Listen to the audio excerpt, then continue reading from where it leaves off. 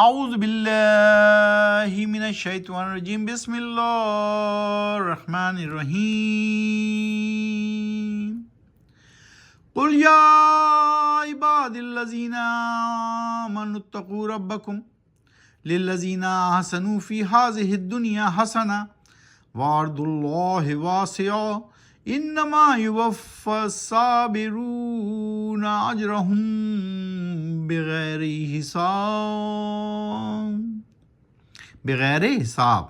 ابھی آپ کے سامنے آیت نمبر 10 کی تلاوت کی گئی. سورت ہے 39ویں. سورت کا نام ہے الزمر، مکے میں نازل ہوئی اور پارہ ہے 23واں ومالیہ.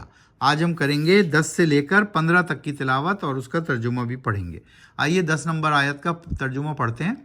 کہہ دیجئے اے نبی صلی اللہ علیہ وآلہ وسلم، اللہ فرماتا ہے اے میرے بندوں، وہ جو ایمان لائے ہو اپنا تقوی یعنی نظام زندگی، طریقہ زندگی، چلن ڈھنگ اپنے رب کا، ان لوگوں کے لیے جنہوں نے نیک کام کیے ہیں اس دنیا میں بھلائی ہے ان کے لیے.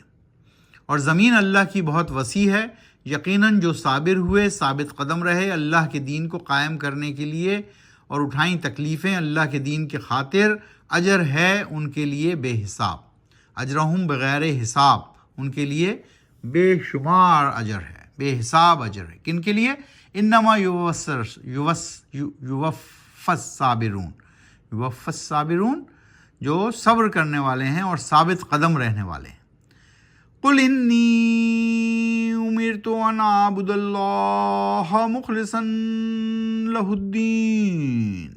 کہہ دیجئے اے نبی صلی اللہ علیہ وآلہ وسلم، مجھے حکم دیا گیا ہے کہ میں بندگی کروں صرف اللہ کی، خالصتاً اختیار کرتے ہوئے صرف اسی کا دین. دین کا مطلب کیا ہے؟ نظام زندگی، طریقہ زندگی، رہن سہن، چال چلن ڈھنگ اللہ کا بتایا ہوا.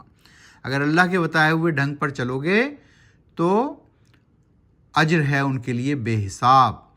وَأُمِرْتُ لِأَنْ أَكُونَ أَوَّلَ الْمُسْلِمِينَ،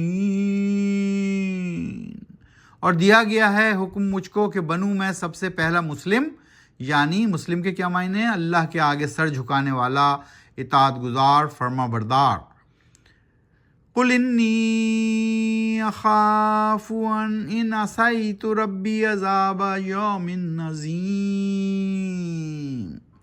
کہہ دیجئے اے نبی صلی اللہ علیہ وآلہ وسلم، یقیناً مجھے خوف ہے اگر کسی کی نافرمانی میں اپنے رب کی تو عذاب واقع ہوگا ایک عظیم دن کو، جو ہوگا بڑا ہولناک دن.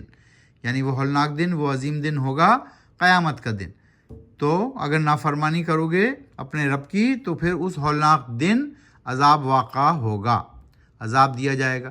قل اللہ اعبد مخلصا لہ دینی، قل اللہ اعبد مخلصا لہ دینی.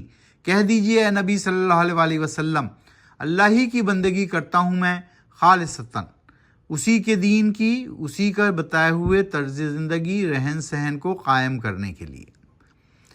فَاعْبُدُوا مَا شِئْتُم مِّن دُونِهِ قُلْ إِنَّ الْخَاسِرِينَ الَّذِينَ خَسِرُوا أَنفُسَهُمْ وَأَهْلِيهِمْ يَوْمَ الْقِيَامَةِ أَلَا ذَلِكَ هُوَ الْخُسْرَانُ الْمُبِينُ. پھر تم بندگی کرتے رہو جس کی چاہو اللہ کے علاوہ.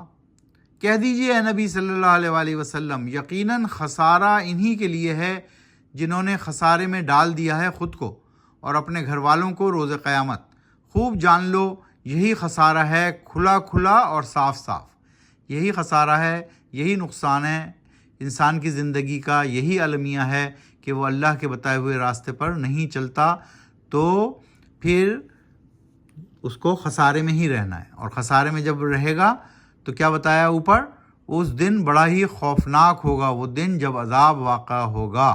یعنی جب اٹھا لیے جائیں گے سب سارے جاندار اور پھر انسانوں کا حساب کتاب ہوگا.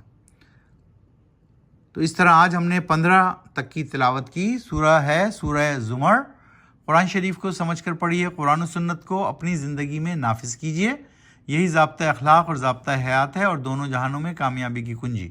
آپ کی خدمت میں یہ رواں اردو ترجمہ محمد عبد الحلیم صاحب نے لکھا ہے اور نور پبلیکیشنز نے یہ شائع کیا ہے۔ میں نے جب اسے پڑھا تو یہ بہت ہی صاف آسان الفاظ میں ترجمہ تھا، تو میں نے یہ ڈیسائیڈ کیا یہاں کے کچھ لوگوں کے کہنے پر کہ اس کا رواں ترجمہ میں تھوڑا تھوڑا کر بچوں کے لیے ڈال رہا ہوں، اور وہ پڑھ بھی رہے ہیں ماشاءاللہ۔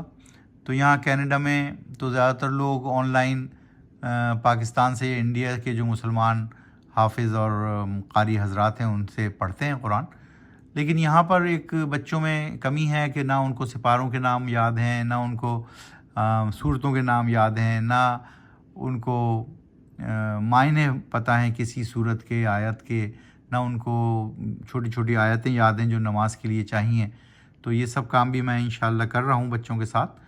آپ بھی ہمارے ساتھ پڑھتے رہیے، حفظ بھی کر سکتے ہیں، روزانہ دہرا بھی سکتے ہیں، تھوڑا تھوڑا کر کے ہم 5-6 آیتیں ڈالتے ہیں، اور اس کو سمجھ کر پڑھیے، نماز کو قائم کیجیے، اور قرآن و سنت کو اپنی زندگی میں، اپنے گھر والوں کی زندگی میں نافذ کیجیے۔ یہی ضابطۂ اخلاق اور ضابطۂ حیات ہے۔ صدق اللہ